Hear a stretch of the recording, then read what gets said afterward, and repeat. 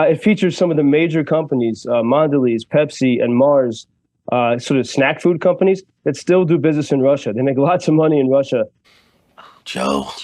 Little Joe Lindsley. Joe Lindsley is quickly becoming an American treasure in broadcasting. Welcome to Ukraine Bank. Good morning to you. It's a Friday. It's Wendy Snyder in for Bob Sirott. Bob is back on Monday.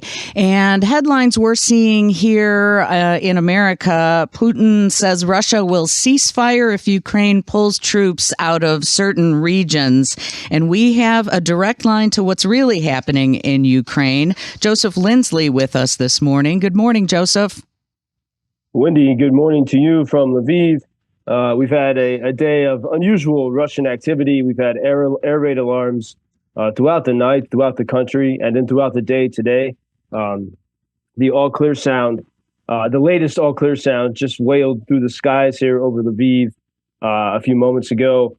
And so I'll explain a bit of what happened. But in the context of these latest comments from Putin, I mean, surely, we have, as the G7 concludes in Italy, many of those leaders will be moving traveling to Switzerland nearby for President Zelensky's peace conference. And so perhaps Putin is trying to sound like he's willing to negotiate. Of course, he's speaking about Ukrainian territory that he's occupying and wanting to insist that is Russian territory. And I think we see, in fact, I would like to see if we could do a study of this. But when we see the word negotiation, it's often when Ukraine seems to be in a strong position. There was very little talk of negotiations from the Kremlin a month and a half ago when Russia was pounding Kharkiv city, for example. Kharkiv was incredibly vulnerable while Washington was refusing to give Ukrainians permission to punch back. And once that policy changed, Kharkiv is now safer and calmer, even through last night, compared to what it was a month ago. And as we talked about yesterday, Russia's got ships in the Caribbean Sea, and they're safer there than they are in the Black Sea because Ukrainians have become so adept at destroying any Russian or destroying many Russian ships in the Black Sea. And so I think if we pay attention to when we see the word negotiation coming out of the Kremlin, it's usually during these times when Ukraine is getting stronger and Russia needs to buy itself time. But what we saw in the past hours, we had reports at about 11 o'clock last night that Russian bombers were taking off. And that's always very, very sinister. You have about 2 hours until missiles start to enter Ukrainian airspace. And indeed, they did. There were explosions throughout the country. Not so many in the cities, but it seems that the Russians are looking to hit infrastructure targets, whether that's energy or military. And that went on through the whole night.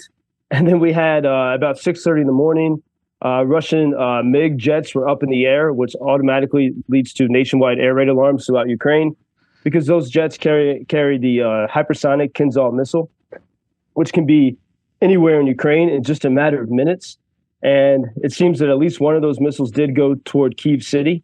But of course, Kyiv is protected by the Patriot missile defense system from the U.S. So it seems it was okay there. But we don't quite know what the Russians were looking for in these past hours, and what they still seem to be looking for today. I expect we're still going to have more air raid alarms today. It just feels like a day of heavy activity. And the other rockets that the Russians were firing last night are the KH-22. And as one of a wise observer pointed out, these are fast and heavy. They move very quickly, but they're not precise, which is one observer says makes them an ideal weapon to hit residential buildings. And they're very sloppy weapons. And so that's what Ukrainians had to deal with these past hours. And meanwhile, coming out of the G7, there was some reassuring news that we talked about these $300 billion of frozen Russian assets that the West has.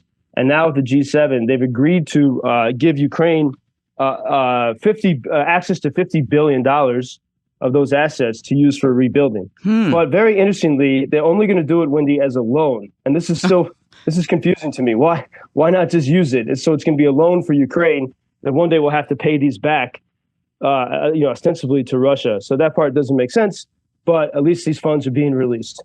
All right. And before I let you go, I looked it up because I wasn't sure if people in Ukraine celebrate Father's Day, but they do. What will that look like this weekend?